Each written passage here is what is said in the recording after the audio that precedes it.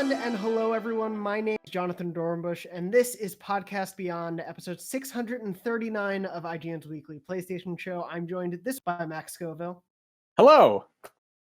And Tom Reno, Mark? I like that. Good guess, but no. Thank you. It's on brand for this week, because of course we're going to be talking about Final Fantasy VII Remake. For most of the show, that is going to be what we're talking about. Don't worry, we're keeping it spoiler-free. I know it came out early in some parts of the world. Isn't that fun?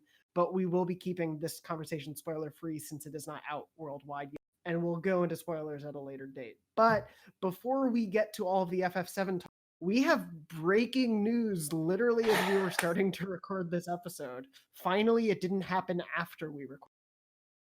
That's a step in the right direction, but this is that running theme that we have on this show of like, we record an episode and they're like, oh, by the way, here's this thing's happening, or this is delayed, or here's the first picture of this. But what is it? 17 minutes ago, we've got.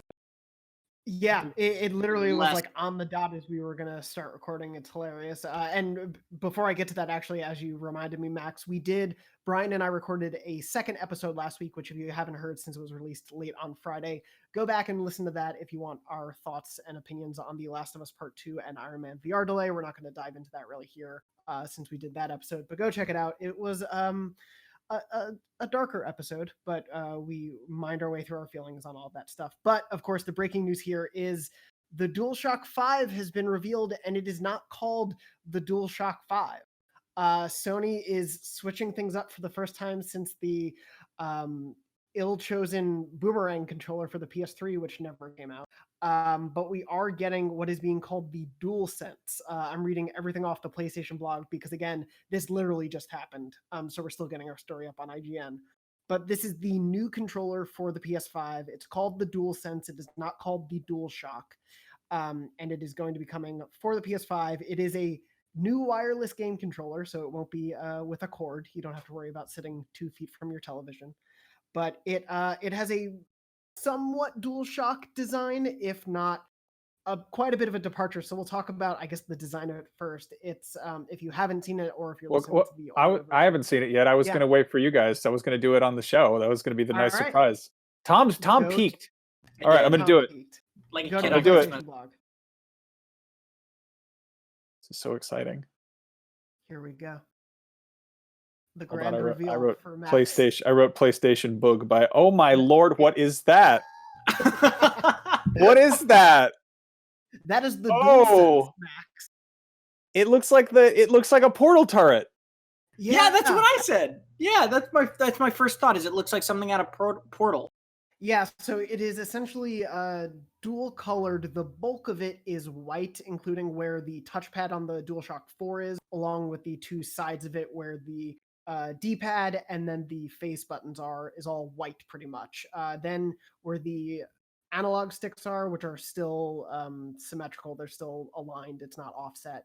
They are on a black part of the controller that also includes, instead of a circular button, just a button that is outlined to look like the PlayStation logo. It is not even like encased in a circle or anything. It is just that logo. There is what looks like a microphone port below that, and we'll get to that bit in a second, along with a speaker above it, so a speaker is returning. And then sort of offsetting where the touchpad of the DualShock 4 is, it's more of a I guess a rhombus. It's like a rhombus shape in the middle, an upside down rhombus, if I remember geometry well. There is the blue light that is sort of, I guess, on the front back of your DualShock 4. I have one right next to me. That light is now on the face of your DualShock. It is sort of on the sides of where the touchpad would normally. Yeah, Wow. the touchpad looks like totally where it's just basically flush on the DualShock 4. It looks like it's actually got sort of like grooves on the side and like a little bit of groove separation on the top of the controller too. It's like actually sort of almost a different piece. Yeah, and you'll notice, so the two buttons to the sides of the touchpad, if you don't have a photo by you, go check one out. The one to the right of it, which is normally the options button, has sort of the three lines, which the Xbox One controller has. And then the one to the left, which is the share button on the DualShock 4, has these three lines going vertically. According to the PlayStation blog, it is no longer the share button. It is, though all share functionality will return, essentially, it is now a new create button. According to the PlayStation blog, not the bog, they're not in the forest. With Create, we're once again pioneering new ways for players to create epic gameplay content to share with the world or just to enjoy for themselves. We'll have more details as this feature as we get closer to launch. My guess is they've seen how well GIFs on Twitter do for God of War and Spider-Man. We're like, what if we just let everyone do that? Suni Legend, of course, one of the most prolific people on Twitter doing that. A lot of people have gotten in on that game, but seems like they're going to just build that into, a quick button press as opposed to going into like share play on your PS4 or anything like that. Man. Yeah, that's definitely what it sounds like to me as well. Or something that jumps to mind is like maybe they'll add more functionality like Super Smash Bros. Ultimate has, where you can actually like combine clips or mix screenshots into clips, and it won't just be like here's a clip I took, let me post it, but like actually like some light sort of combination editing sort of tools as well. That's kind of where my head goes, at least speculation wise. Yeah. Is there any mention of back paddle stuff or secondary buttons? They do talk about that, and there are some photos. See the back further down the PlayStation blog post, but essentially they talked about, and the reason for the controller being called DualSense is they wanted to really add in this functionality of the adaptive triggers, as well as the ability to give you sensory feedback. So with adaptive triggers, I'm reading straight from the blog post, we had to consider how the components would fit into the hardware without giving it a bulky feeling. The designers were then able to draw the lines of how the exterior of the controller would look and feel, with a challenge of making the controller feel smaller than it really looks. So they've changed the angle of the hand triggers and also made some subtle updates to the grip. And so the important note here, we also took thoughtful consideration into ways to maintain a strong battery life and to lessen the weight of the controller as much as possible as new features were added. So they are aware your DualShock dies in a day.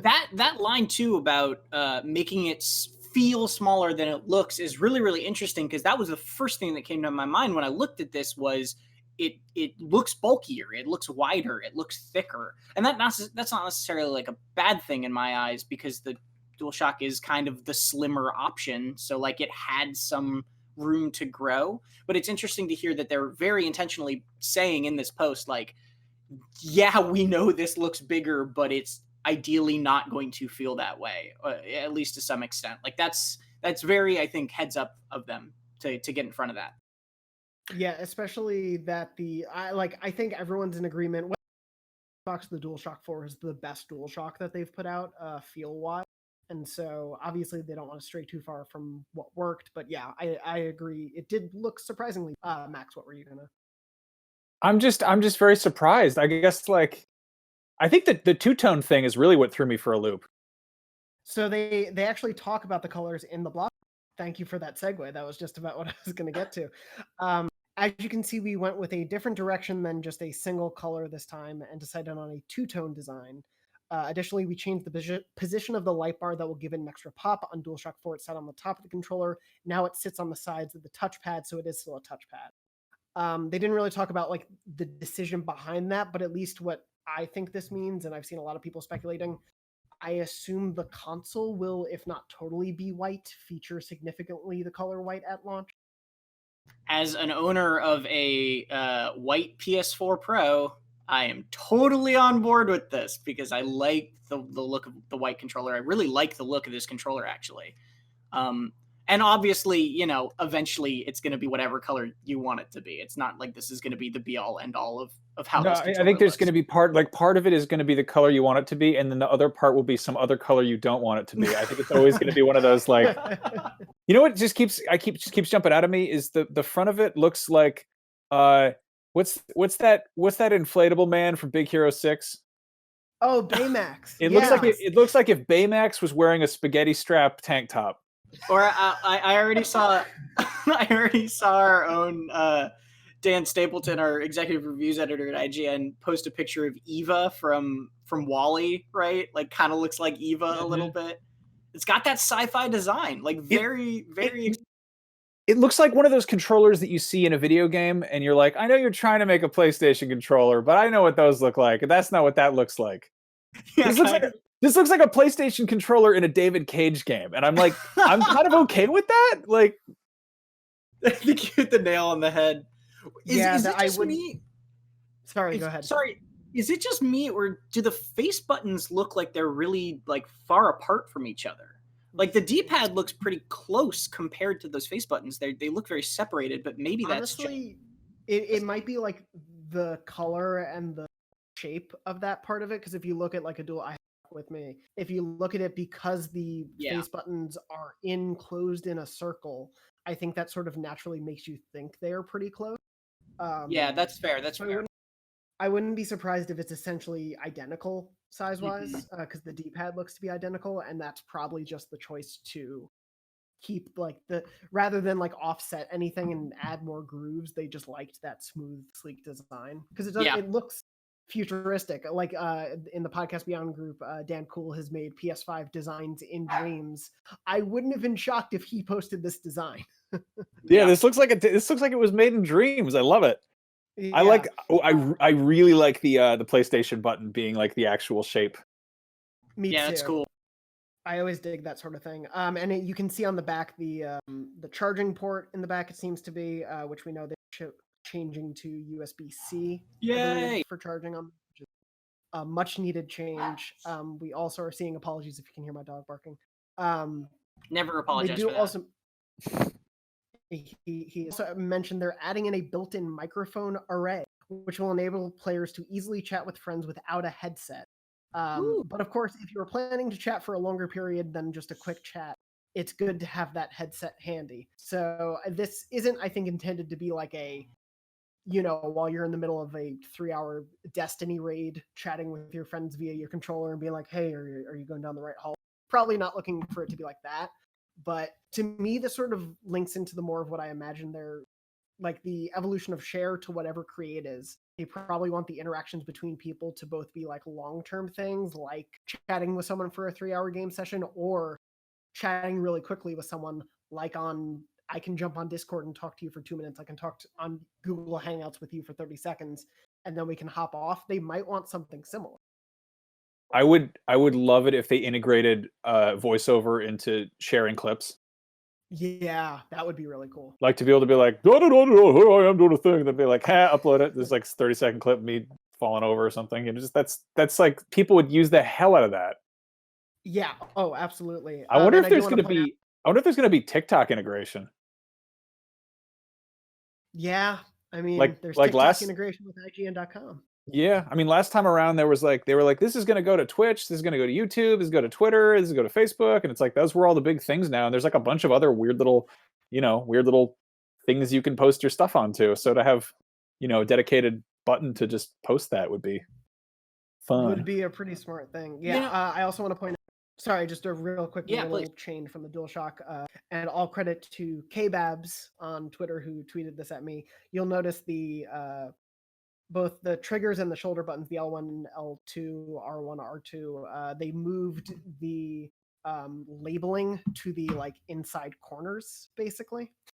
They're not just like flush in the middle of it. Just like small little design choices here and there that they're starting to change. But anyway, Tom, what were you going to say? Well, there's this quote from Jim Ryan at the bottom that says, DualSense marks a radical departure from our previous controller offerings and captures just how strongly we feel about making a generational leap with PS5. And I think that's a really interesting thing because, and I don't mean to throw shade at the Series X or Microsoft here, but like, it's undeniable that the reveal of the controller for the Series X was nothing, right? Like it's a little bit different, but they revealed it with the console design. And like, we're basically like, yeah, it's basically the same controller. You're going to just get used to it. Whereas what Sony is doing with this is, and that's not, again, not to say that there's nothing new with the Series X controller, but like what Sony is doing with this is really saying like, this is going to be a new thing. This is going to be a new console. You should be excited about it. It's going to be different. It's not just going to be an iteration on what we've got. And like, that's actually genuinely very exciting for me going forward towards whatever the rest of the PlayStation 5 reveals are, because like it's really, really easy for this next generational jump to just feel like a kind of like an iteration on the last one. And I feel like Sony is very intentionally being like, we don't want to do that. Like we want this to feel like a new generation. Interesting. I definitely like. I see what you mean about that. There's a certain kind of pageantry to that, and Sony's also been sort of conservative with any kind of tweaks to the PS5 controller. There was like that one sort of half step upgrade where it had like the additional light bar, and I don't know if there's anything really that different about it. But you look at the Xbox controller, and I think they've done like they did one sort of tweak like that, and then there's the Pro Series controllers, and then on top of that, there's the whole adaptive. Accessibility pack that they've been putting out. Yeah. So like I think they have a very different approach, and it's much more kind of, I mean, to have a controller that has sequels in one generation, not just like a DualShock 1, 2, 3, etc. It is, but I see what you mean. This is totally like, this is a leap. This is a surprise.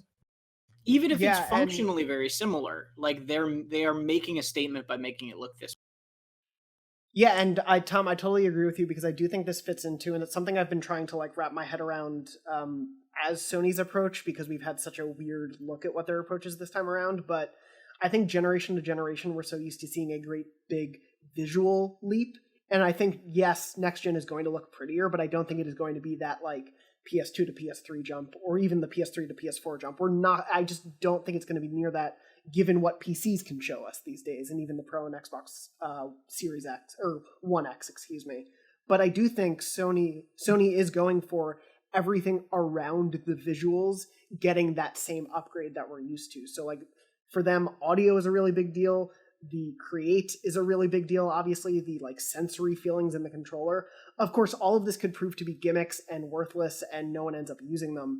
But at least like their mission statement seems to be everything about your game is evolving, not just how it looks. Well, even just going back to Mark Cerny's very long PowerPoint presentation that I understood some of, it sounded like they really were emphasizing that this is sort of, it's less about sort of bells and whistles and selling sizzle, and being more like, okay, this machine will be able to like load your level faster, and it'll be able to like have more, like, we're going to talk about Final Fantasy VII Remake in a second. That is a beautiful, gorgeous, incredible, stunning game that has a whole lot of those sort of hidden loading screens where you have to go on an elevator, or you have to shimmy through like a gap in a wall, or there's a very long animation of someone opening a door. And it's, that's the kind of smoke and mirrors that developers have had to use to like let the machine, move ahead and prepare the next part of the game. And if there's less of that, then I'm all for it. So.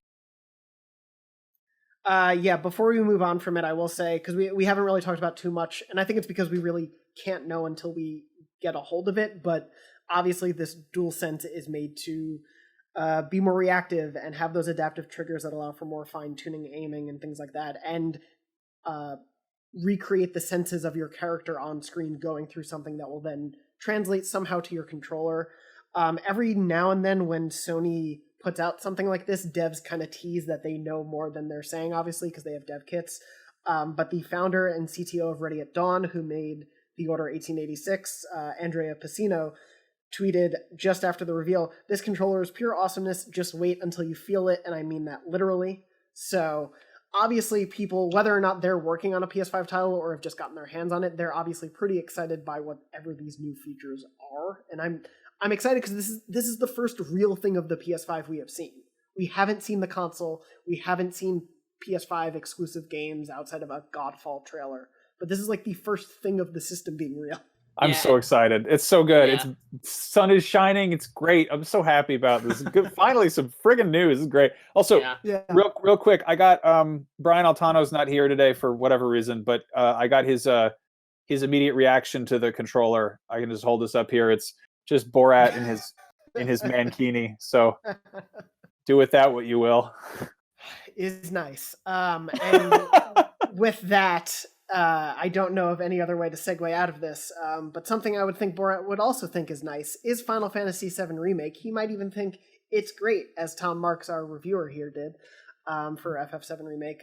Tom, so you reviewed it. This is, of course, the first of however many entries in the FF7 Remake project we get. Whether it's 2 or 200, we'll find out in a decade, maybe. This first entry, of course, as I mentioned at the top of the show, is spoiler-free. We won't be diving into anything that happened in the original story-wise that is important, because I understand those are still spoilers for a lot of people, as well as anything new, really significantly story-wise, that hasn't been discussed in trailers and previews and whatnot. So Tom... Although, real talk, even the I've heard trailers, like we're not gonna also not gonna discuss a lot of the stuff that happens in the trailers because, like, man, Square Enix showed off like the final boss fight in one trailer, and everyone was just like, "Okay, cool." Like, it's just I stopped insane. watching because I heard that. Yeah, like Yeah. they're pulling a Kojima. I saw somebody say that they were like, "This is like a Metal Gear trailer," and I mean that in the best way. And I was like, "Well, I'm definitely not watching that because that means Yeah, I won't be surprised by the game." So The trailers Yeah, were that's- basically just like teases that out of context don't really mean anything to people, but like if you know the context of the original game, we're just like very clearly end game scenes from this game. So it was just like sort of weird. that's hilarious. Well, so we'll be staying away from those spoilers, but obviously we will be talking a little bit. We'll focus on, I think, story, characters, and gameplay, sort of like the main facets, because Max has been playing quite a bit of it. You're about like a little over 20 hours in, right? I think I just hit 22. Okay, cool. I'm 10 or so, 12 I think I hit last night, hours in. Tom, of course, beat the game. Your playthrough capped out at around 33 when you beat it, right? Yeah, it was.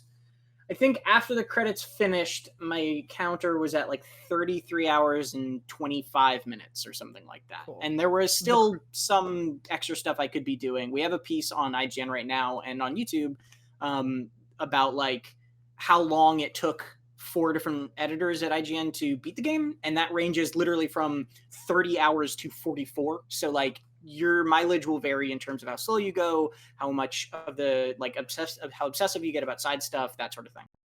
For sure. And so, top level, before we get into some of the nitty gritty, Tom, of course, I mentioned you called it great. You gave it an 8. Just give me sort of like a high level view of your review, which people can go watch and read on IGN.com/IGN. Yeah, man. I think this game is really, really great. One of the things that should be noted is we have switched to a 10-point scale this year in 2020, right? So like there's no 8.5 or any of that, but I did give it an 8 and I gave it an editor's choice as well. So I like, it's useless to make this kind of comparison, but like it would be on the high end of the 8s if we still had that world. But I think it's a really, really great game.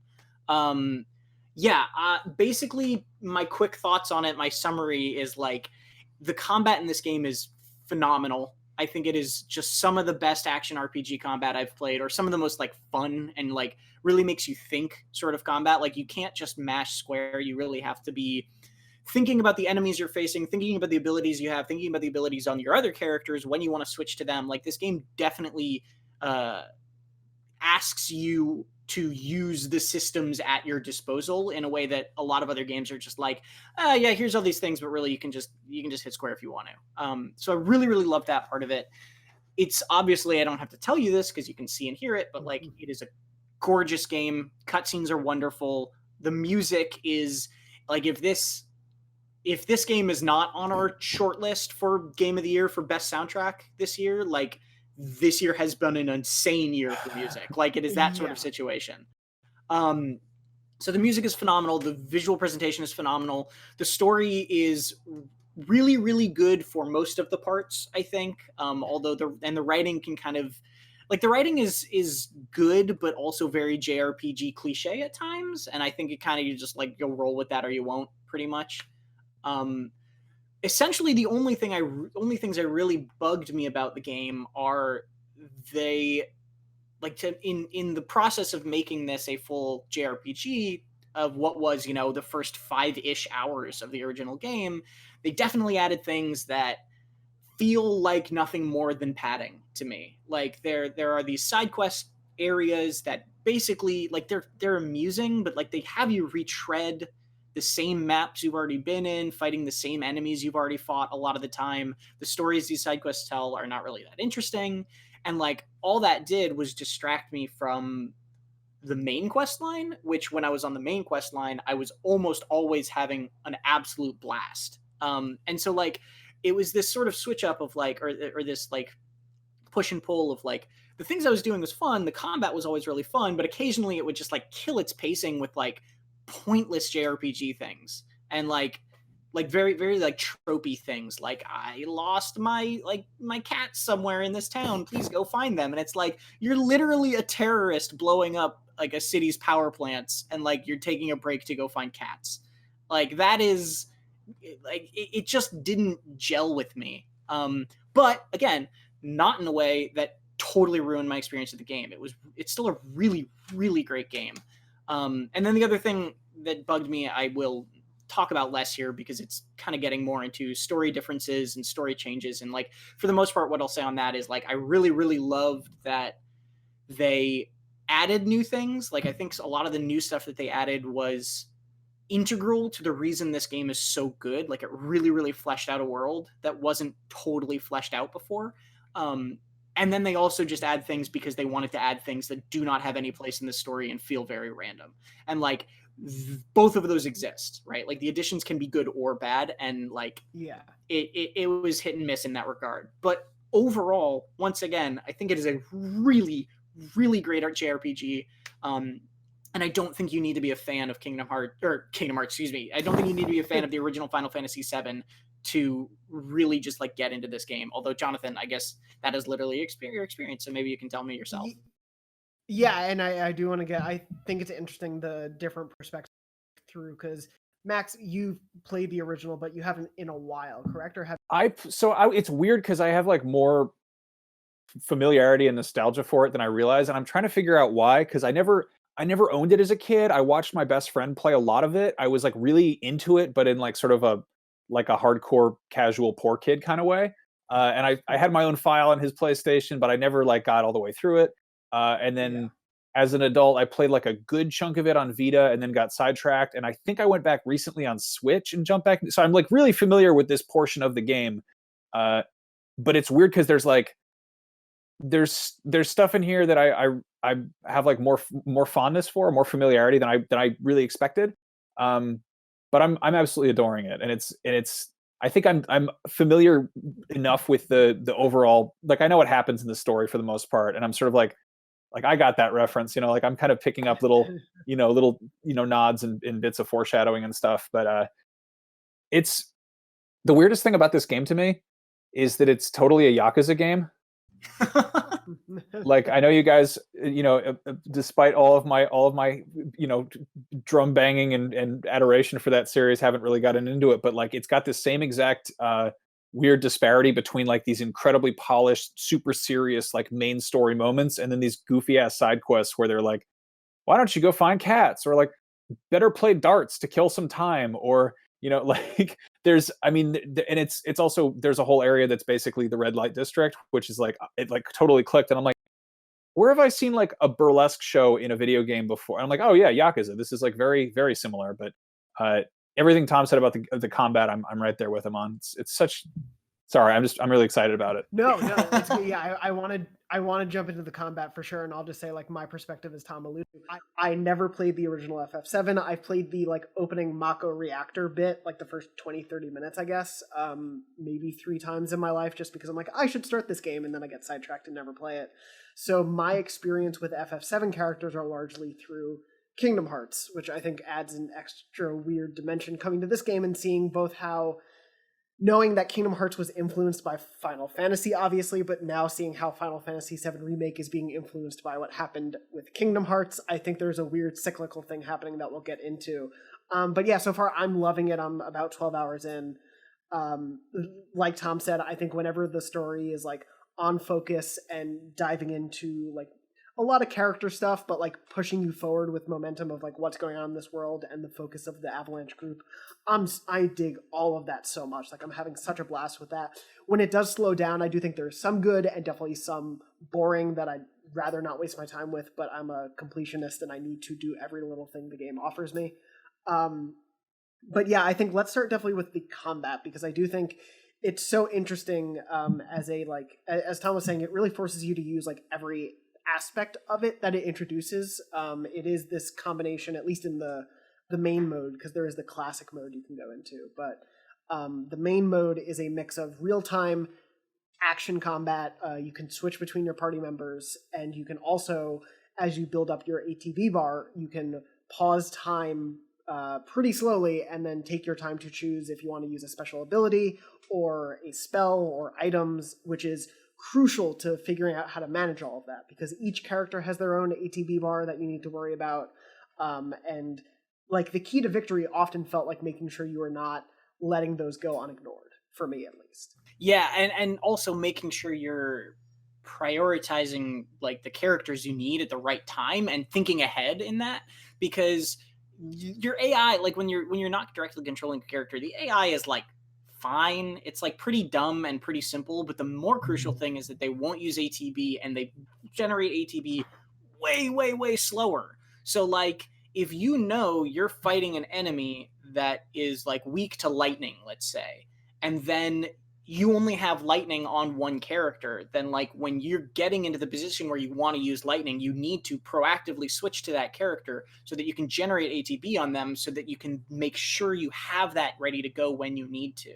Or like if a character is getting low, you need to switch to your healer, whoever has your healing materia, to generate ATVs so that they can actually be healing in time to like before someone dies. And like that's really cool that it genuinely forces you to switch characters in a way that doesn't feel like frustrating, because they're all really interesting. It's not annoying, which I think is really cool. Yeah. And the whole thing completely changes with how materia gets implemented, because like you can grab like I have a materia that's like a cure-all, but it only gets utilized by a character who's not being controlled.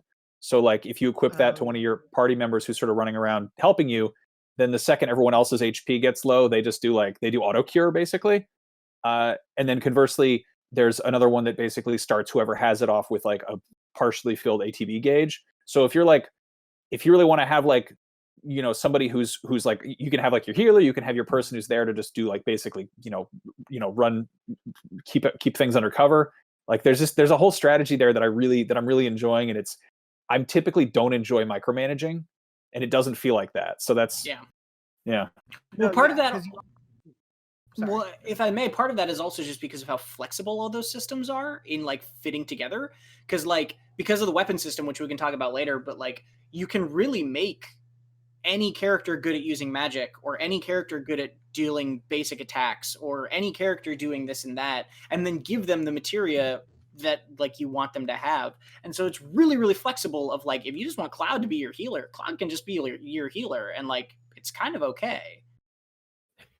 Yeah, I really like, as you were saying, flexibility, I think nails it, that it offers you. And especially for me, like the materia is a totally new concept, because at least in like Kingdom Hearts version of it, because the spells are essentially the same, you essentially just gain the upgrades as you go throughout that story. Like fire eventually becomes Fire and Firaga. But here it's like, no, your use of the materia increases the ability to use these better spells, or to have a more maxed out ATB bar as you go on. And I think like both managing that you need to be constantly using these things to upgrade them, but also needing to understand some people may not need a certain materia for a little while, and I'll need to swap this out but come back to it. Like it's a lot to manage, but it's fun to do so. Like it always was exciting to have to keep track of all these things. I will say that does get a little annoyingly unwieldy in what is, I think, to be fair, Final Fantasy VII tradition is like it is light years easier to swap your materia in Remake than in the original game, where you would have like someone leave your party, and then to get the materia off of them, you would have to switch them into your party, take their materia off, switch them back out, and then reslot the materia. Like you don't have to do that, thankfully, which is really nice. But it is still annoying that like let's say you only have one of the materia that like scans people, or like one of that cure-all materia, and then the person it was on leaves your party, and then you have to like swap it every time that happens. Like that stuff can get a little annoying, but like not really in any way that like totally drags it down. Yeah, absolutely. And I do want to transition a little bit with that stuff into the equipment management that you were talking about. So essentially, like throughout the game, your characters do gain new weapons that you can switch to, and they all, of course, have AP that you can increase different stats and various things when they're equipped, that you unlock as you go throughout the game. Tom, did you feel like you liked having to switch between weapons? Did you wish you could stay to one? Did you feel like if you did stay to one, the game was penalizing you? I actually thought the weapon upgrading was extremely clever, because every time it felt, at least to me, and I don't know what your guys' experience is like, every character only has like roughly half a dozen weapons. I don't know the exact number, but you're not going to find a ton of them, which made finding them feel really significant, because they are really different from one another. But more than just that, like they did a really good job of every time you found a new weapon, for me, it felt like almost always it was stronger than whatever I had. And then after a little bit, after you get a few more levels, it starts to mellow out. And then you would get another weapon that's stronger than whatever you have, and then it would mellow out. And like that was really, really cool to me because it meant that getting a weapon was always this like exciting, cool thing that you would switch to, and then you get this weapon ability from, which is really cool. And then after you've kind of had that like honeymoon period of this new weapon, you could sort of switch to whatever tool actually you needed at the time. So like the I think it's called the Iron Saber. Iron Saber is like a little bit more defense oriented, whereas the Buster Sword is like, that has like linked materia slots that are pretty useful and like a little more rounded. Later you find a weapon that's kind of all about physical attack, right? One you find that's all about like magic attack. And then there's that choice for every single character. And like, yeah, I thought the weapon upgrading was really, really cool because by the end of the game, you have sort of this like suite of weapons for each character, and you're like, okay, who do I want to be the physical attacker? Who do I want to be the magic attacker? Who do I want to focus more on these kind of support abilities? And you can pick what weapon you want for whatever party you have at the time, and then swap materia to match. And like, that's really, really cool that at the end of the game, you can be like, hey, Cloud, you've been doing physical attack, but now I'm going to use you as my magic guy. It's a really interesting system because like I feel like these characters have sort of a pre-built class system surrounding them as it is, and then with sort of how you assign materia that changes things on some level, and then the weapons almost become like a way of reassigning class because they all have their own skill trees, and you all have skill points, and there's something like wonderfully generous about how the skill points are sort of doled out, where you get skill points for every weapon regardless of what you're playing with. You don't need to like grind your Buster Sword to make sure your Buster Sword is the same level as your other weapons. I'm glad, so glad you did. Nice. Like I periodically go into my I go into my inventory and it'll be like, oh, your Buster Sword has like 17 skill points to play around with, and I'm like, I haven't used that for 9 hours. Like how did that happen? And so then I go in and I tweak it, and I'm like, oh, I could totally like make this a defense heavy weapon, which completely changes my stats and my play style, which is, it's just like it is sort of incentivizes like changing up your switching horses midstream and really changing your strategy, which is, I don't know, it's novel. It keeps it fresh. Yeah, it definitely does. I really like it. I love it, especially coming from, and I'm going to be making this comparison a lot, but coming from the Kingdom Hearts side of it, where you can get a bunch of different Keyblades after every world, usually, or there were others to get. Normally, it felt like once you found the couple that made the most sense for you, like, there's only so many stats Sora could really focus on, so it was like, here's the best attack one, here's the best magic one, and I'm just going to upgrade those. Whereas here, yeah, I do find myself feeling okay to switch between, or not feeling bad for ignoring one for a little bit, because I know if I come back to it, it'll still be really powerful. Like, everything always feels useful, which I really appreciate. And they give you a way to automate that system. I never used it, but like I know like a couple, like someone in the UK did, like, so you can, if you don't want to be dealing with keeping the Buster Sword leveled, like you can just say, okay, just focus on attack and just give me all the attack upgrades, and like I don't want to work. It does attack, defense, or balance, which is great. Yeah. It's totally just like pick one. And then if you get completely sick of how your stuff works, you can just completely like reroll basically. Yeah, it's very flexible. I mean, that's just one of the things that I think stood out to me as a beaming highlight of the customization and the combat in this game is the absolute flexibility you have in terms of like, play the way you want, build these characters the way you want. You don't like it, okay, change your mind. And I think that is so important because of how much it changes your party without you, like, without your say, right? Like, this is something I didn't know going into the game, is like, you will literally never choose the party you have. It is always 100% of the time determined by where you are in the story. So you need to be able to make sure that you can adjust to whatever you're given at any time and still be able to succeed. And the systems that they give you totally let you do that. So I will say that I think one of the things, and a small thing. I was just going to say a small thing that I think is nice about that party switching, because even though it takes away the freedom of switching your party, you can still make adjustments to the people who aren't present in your party while they're gone. So once someone does come back in, if you just did the upgrades already, you don't have to worry about their first fight just being a mess. which is, I appreciate that. Sorry, Max, what were you going to say? I was going to say that it sort of structurally speaking, one thing that is really odd about this is it feels mostly pretty linear. And to have an RPG that's theoretically about role playing, having you sort of mandatorily swap out party members in accordance with what the story's doing, and then to be like, oh, these characters that I hung out with for a minute are just not. That feels weirdly dated. Kind of especially in a situation where there's side quests and there's like different, there's like such large areas, but that's kind of, I think, sort of symptomatic of this being, the weird like double-edged sword of having to rebuild something from the ground up that's from 20 years ago, Yeah, and I will say I don't think that they solved that problem very well. Because, like, it's weird going from Final Fantasy 15, which was this huge, insane freedom open world experience, to being like, my favorite parts of Remake were actually the linear parts. But that's kind of how I felt. Same. And I think one of the reasons is one of the solutions they found to that issue of its linearity, I don't think were very good. Because the way the side quests basically just aren't integrated into the game in any real way. It's like, and I don't think this is spoilery to say, like, basically you'll arrive at an area that will have side quests. You're told literally the moment you get there how many side quests total there will be in that area, and then you are immediately given the choice to skip it entirely and move on. And if you do, it'll say, hey, you still got some side quests to do.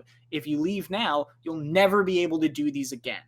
So, like, it's not like a proper open world side questy RPG. It's literally giving you these moments of that inserted into a linear narrative. And I think they feel disjointed as a result, but not like in a way that totally ruins the game. It's really weird because I don't hate them at all, but it does feel like if you had, like, you're basically on this fairly linear like field trip, and periodically there are these sort of like, I don't know, the bus stops and everyone gets off and it's like, all right, you've got 2 hours to go do whatever you want. Be back here at 3, and then you got to come back, and it's just, and then it's back on the bus and you got to go to the next thing, and it's all part of the itinerary. And I don't mind that.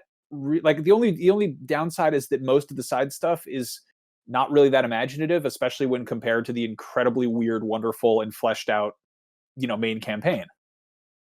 Yeah, and I do want to get to that stuff. It does feel like, to that analogy, which I think is great, it feels like the most true thing to the buzzword wide linear that I've ever heard. Just because it goes linear, then it's wide, then it's linear again. But I do want to talk about that story, and I know at least, Max, for you, we're running a little short on time because you have another recording after this. So I do want to get your thoughts on, especially as someone who's experienced the story before, the changes / the growth that they've been able to introduce by spending more time with all of these characters in this region. How is the story playing for you so far?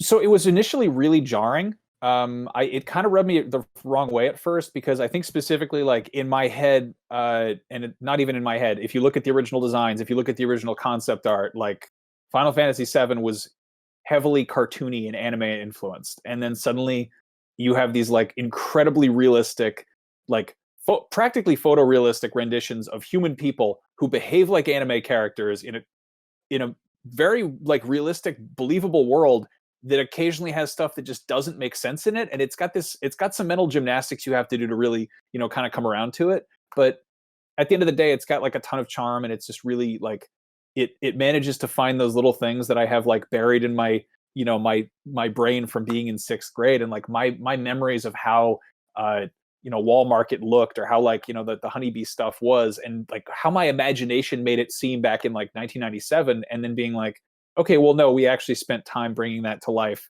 with so much polish and so much like, AAA magic on top. And it's just, I cannot think of the last time a game has like really increasingly sucked me in.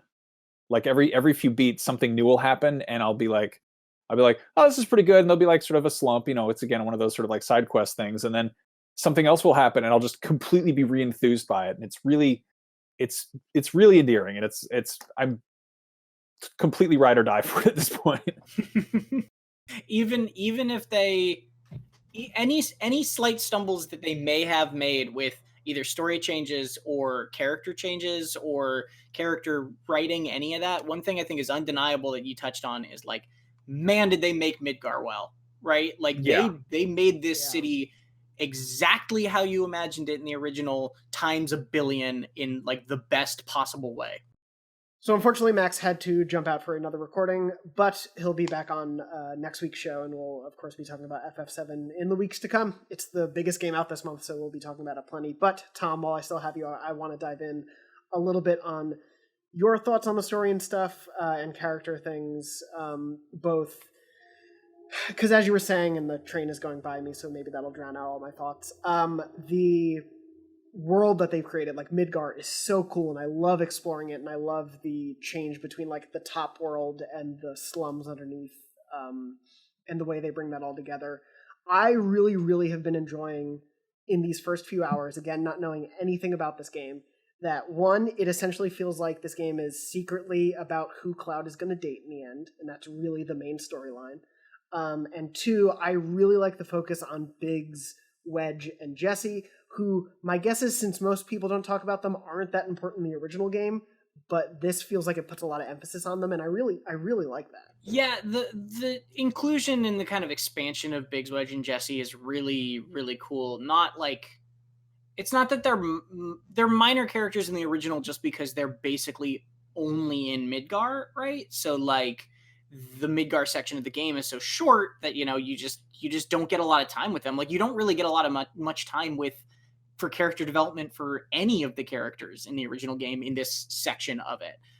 But yeah, learning more about Jesse and Biggs and Wedge is just like, it's kind of a dream, right? Like to see that these really simple blocky dudes are actually these, like, they have very distinct personalities and they have character to them that you didn't know existed at all in the original. Yeah, I think some of the best stuff that at least I can tell is most likely the intent been in service to fleshing out these characters, and I think that's been really great. I do sort of love, we don't believe the episode, but when the demo came out, we talked about like the initial look at essentially that group as well as Cloud and Barrett, and we talked about I didn't really dig Cloud or Barrett from the demo. Like I didn't really care about either of them because they suck. Spoiling, yeah, they're not great in that first hour. But in that first hour, they're assholes. Like they're just the worst. They're not great, and it's really been funny going on this journey for the first time and experiencing with especially those two, but I think like the main cast in general, that and we can get to it in a little bit, even though I think a lot of the writing is not good, I do think the acting and the intention behind what is written is really good, and you see these characters actually develop and going on a journey. And yes, that's sort of like a storytelling 101 thing, characters should go through development, but like to see it spelled out in this way in this world is really been like one of the highlights for me, is seeing sort of the changes and the layers to characters like Barrett or Cloud or even Wedge, Jesse, and Bit. And that's really important that they have that in there, and that they succeeded to, even to you as someone who's not really familiar with their original characterization, because like Barrett basically doesn't have any character development in the original first 5 hours of Final Fantasy VII. He like doesn't really get any moment to express who he is besides save the planet, hate Shinra, until like probably about 8 hours into the original. I don't remember exactly where it is, but that's the moment where you start sort of seeing who he actually is as a person. And same with like Tifa gets basically nothing too in those opening hours. And like it was really, really, really important to me that this game didn't just roll with that and just be like, you know what, we'll talk about them later. Like the fact that these characters actually have emotional hooks and reasons for you to care about them, ways they change, goals that they have within the story, like that's really, really important. And I think that aspect of it, you're right, like they really did make you actually care about these people, and I'm very, very glad about it because it would have been gotten faster if they didn't. Me too. Like I went so much into this game hearing basically like, "Oh, who do you like better, Tifa or Aerith? Who should Cloud be with?" And I'm like, honestly, in the beginning of the game, I didn't like Cloud. I didn't really care about Tifa or Aerith. So, Jessie is best girl. The end. There is no contest. And I do like, I've liked Tifa and Aerith more as the game goes on, but I do want to. I love Jessie's like performance and what they've done with that character, and I think like her outward nature against Cloud's like I don't know how to be a human sometimesness is great. He's such a dork. He's so funny. He is such a dork, and it is such a funny guy who I've known as like the strong type who I presumed saves the world in the original is such a little dweeb sometimes. Yes. There's a whole bit I won't spoil, but there's a very funny bit later with like him basically learning like how to high five. That's just so cute. Like it's just they did a very good job of making this character that, like you said, is like pretty one note in his sort of like ness, and now he's like, oh yeah, this is actually like a fun guy who has to warm over time. Yeah, they're showing vulnerability to associate with Final Fantasy normally, and again that experience with it, and more so does on the Kingdom Hearts side, but I'm glad to see that vulnerability seem to shine through with a lot of the characters. And I even love some of the smaller ones of the show, but the Turks like Reno and his partner Rude, I've really loved the interactions with the two of them, even though they are basically, as we've said to each other offline, Organization 13 but in dooms. Yeah, pretty much. Although less so in their kind of like structure. Yeah, the structure and convolution, I would say. They're like a branch of Shinra, and like you can at least just sort of understand that pretty easily. Yeah, we haven't gotten to any secrets of who they actually yet, because they are actually a deceased human. But right, you know, that's something we get to. I'm curious to see where Remake Part 2 goes. But no, I do really like what they've been doing.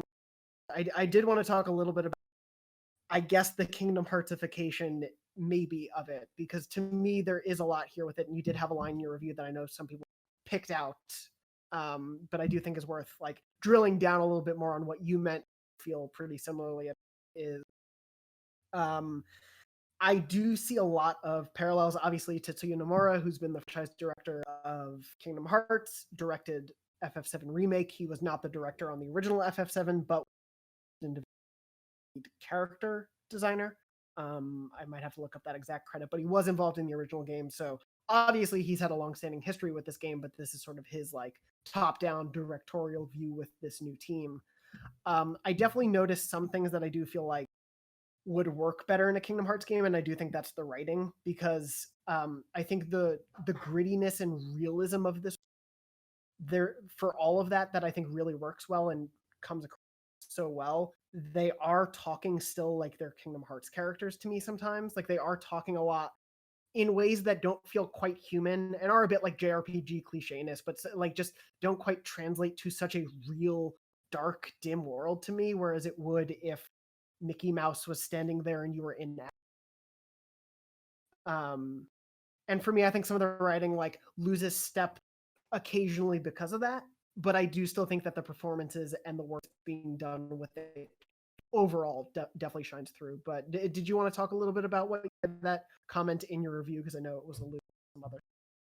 Yeah, the main issue I had is like again, I do not have a problem with them adding new stuff to this game and to this story as much as some superfans might. Like, I think that they do a really good job of adding entirely new sequences that do a phenomenal job of giving you a better perspective and understanding of either its characters or the world or the villains or the stakes, whatever, right? Like, I think they do a really good job of that at times. And then I think at other times they add, I don't know what the right word is, like mystery. They add unanswered questions for essentially the sake of like hooking you along and only letting the people who are interested in talking about it on Reddit in extreme like theory detail like to make any heads or tails of it. And I don't think that's fair. Like, yeah, it feels out of place when you're pitching this game as a remake to add plot points. And again, I won't spoil anything, but to add plot points that have such a significant impact on the story and then just walk away from the table without explaining them. Like that to me, that's why I described it as Kingdom Hearts BS in my review, because like, yeah, it's not just convoluted complexity, right? Like convoluted complexity is one thing that Kingdom Hearts is known for. But the thing that really bugs me, and I love Kingdom Hearts games, I really do, but the thing that really bugs me about the way Kingdom Hearts and Final Fantasy VII Remake at times wields complexity and kind of like these unanswered questions is this expectation that you should just roll with it and that you shouldn't question it. And if you don't get it, that's on you and not the game. And like Final Fantasy VII Remake does that in places where the original Final Fantasy VII did not, and it bugged the heck out of me. Like, I don't like this idea that they can just be like, yeah, here's this plot point about this certain character or this certain thing, and then it doesn't really answer the question. It actually brings up a lot more questions, and then they just move on and they act like you got it. And if you don't got it, you feel stupid. And why don't you get it? And it's like, no. That's not your fault. That's the game's fault. And like, that's not okay. Complexity and unanswered questions does not equal mystery and intrigue, right? Like those aren't the two same things, and you can't treat them that way. Yeah. There's a fine line between stuff that like, even in a Kingdom Hearts game where like the secret ending that they show you at the end, you know that potentially is supposed to be mysterious and supposed to set up a sequel, and there's like an intention that what you're seeing there you won't fully understand until the next game, and that's okay because that's how that is designed and conveyed. But in the middle of a story in Kingdom Hearts, when someone mentions a character that you've never heard, and it's because you didn't play the 3 other side games or Kingdom Hearts Union Cross, the mobile game, it shouldn't be the player feeling bad. Yeah, it's pretty much that. And like there's this kind of other thing that like conversation that gets muddled with that too, where it's like some people are going to be fine with that to a certain extent because, you know, like changing the story is you're either going to be cool with it or you're not, right? Like you're either going to be okay that they're forging their own path with this game, or you're going to be a diehard original fan who's like, all I wanted was a remake, and like all I wanted was the original story being told. And like I think I kind of came I don't mind the new stuff, but I came down on that side of the fence for parts of it where it was just like, man, like you could have told a really good story that felt complete enough, even ending at the end of Midgar if you wanted to, without all of this stuff. And you just added it because you wanted to, and not because it served the story better, not because it elevated the source material, not because fans wanted it. Like you literally just added it because this is what you wanted, and for better or worse. And honestly, I think most of the time that stuff, the really, really messy stuff in it, comes off as worse. And it's a bummer. Like it doesn't offend me deeply. It's just like you get to these parts occasionally where you're just like, what is going on? Like, what are you doing? Like, come on. Yeah, because overall, like as you've said as you state in your review, you really enjoy that character play level. And as someone who didn't play that stuff but can kind of sense what is new, I totally agree that I think a lot of core changes do really work super well and have me excited for whatever episode, part, the sequel, whatever to. But it is weird going into you playing through this game right now and people's, and obviously you've played, not sort of knowing what the scope of the next entry is going to be, when we expect that entry, what the scope of this entire project looks like. Like, did you leave it satisfied, I guess, as a experience on it? Like if part 2 doesn't come for 5 years, would you be okay with this as a thing? Yes and no. I came away mixed on that, honestly. Like it is a great game on its own right? You can buy this game, you can play this game, you can play it through, you can do some extra stuff after the credits roll sort of thing. Like if you want to go back and do side quests you missed or something like that, and you'll be totally satisfied. It's a really, really fun RPG. It is not a contained story. It is not a beginning, middle, and end of a thing that really, really tells a compelling story. That is just fact. It is not like, it's unfortunate, but like I don't think that fact sours the experience of playing through it at all. But it definitely is like very transparently set up for whatever the next thing is. And like, Yeah. it was always going to be that. That's not surprising to me. I am a little disappointed that, like, I'm not going to talk about the end of the game, but it did leave a little bit of a sour taste in my mouth.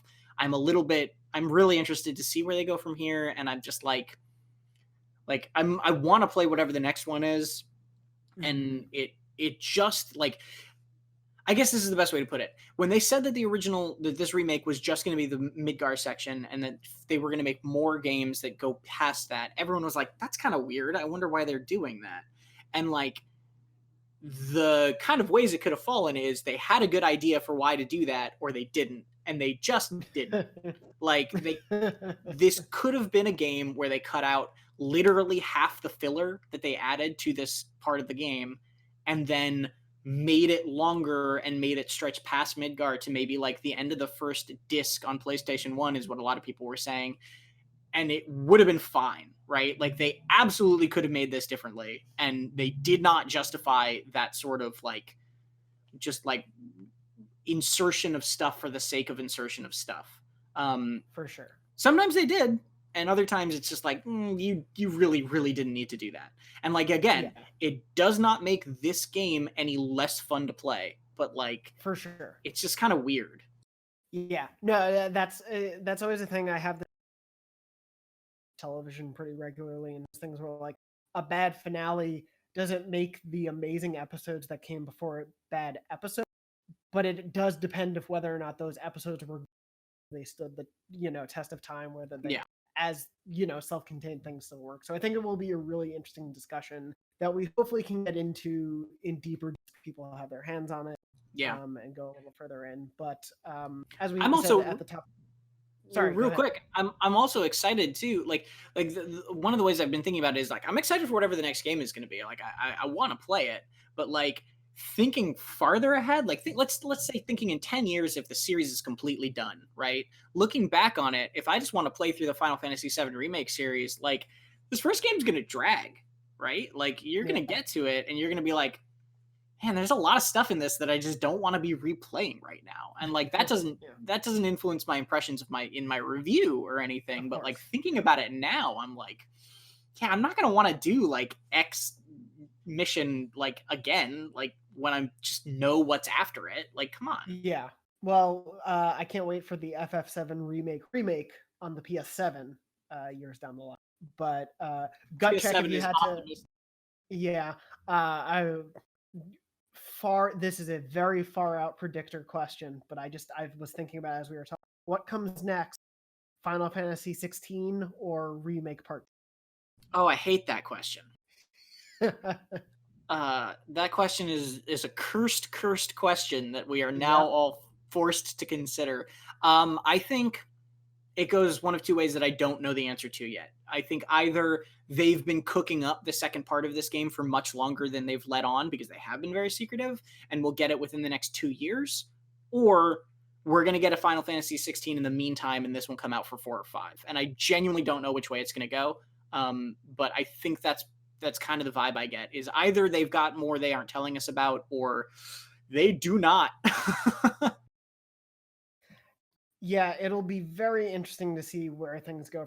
But for now, FF7 Remake is what we have to play, and Max and myself, we did or are having a really great time with it, and we definitely checking it out. Obviously, check out Tom's full written review on IGN and the video review, which was by Mike Wynn from our video team. That's on IGN as well as YouTube/IGN, so you can check it out there as well. And if you just want to ask Tom deep lore questions, just hit him up on Twitter, and he'll be happy to answer those at any time of the day. But I think we'll wrap up the show there since we're running. But thank you, Tom, for joining me for this episode and for the talk. Very excited to keep talking once I can talk to you about later to talk. Obviously, if you've been playing FF7 because you're in one of those parts of the world that have it already, or you are starting to play it this weekend after this episode is out, write in with some of your opinions and thoughts on it. You can write into beyond@ign.com, or you can write in the comments on IGN or on YouTube. Normally, episodes of Beyond go live every Wednesday at 3 p.m. Pacific at beyond.ign.com, youtube.com/IGNBeyond, and all your favorite podcast services around the world. I want to thank Red, our producer, for sitting through all of us talking about this game. Hopefully he still wants to play it after we have talked at him for an hour while he had to be silent and couldn't just be playing himself during but if you're listening at home, thank you so much for watching or listening to this episode. We hope you're safe, we hope you're well, and always be on. God.